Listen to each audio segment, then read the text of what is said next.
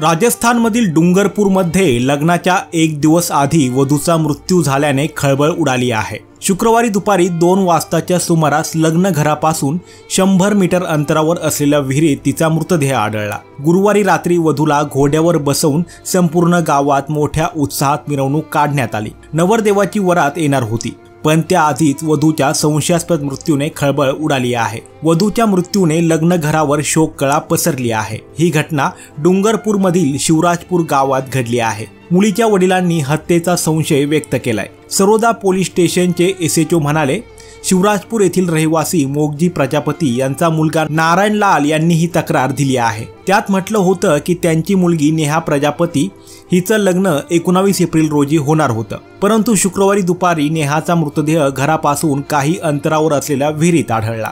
गावकऱ्यांनी मृतदेह पाहिल्यानंतर कुटुंबाला माहिती दिली। कुटुंबातील सदस्यांनी घटनास्थळी धाव घेतली। नेहाला विहिरीतून बाहेर काढण्यात आलं। तिला ताबडतोब सागवारा रुग्णालयात नेण्यात आलं। तिथं डॉक्टरांनी तिला मृत घोषित केलं। वडील नारायण लाल यांनी त्यांच्या तक्रारीत पोलिसांना सांगितलं की नेहाचं शनिवारी लग्न होणार होतं।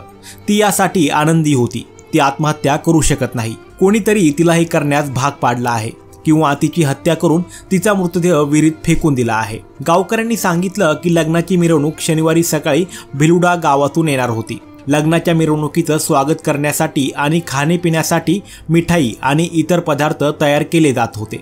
याचबरोबर तंबू सजवण्यासह इतर व्यवस्थाही केल्या जात होत्या।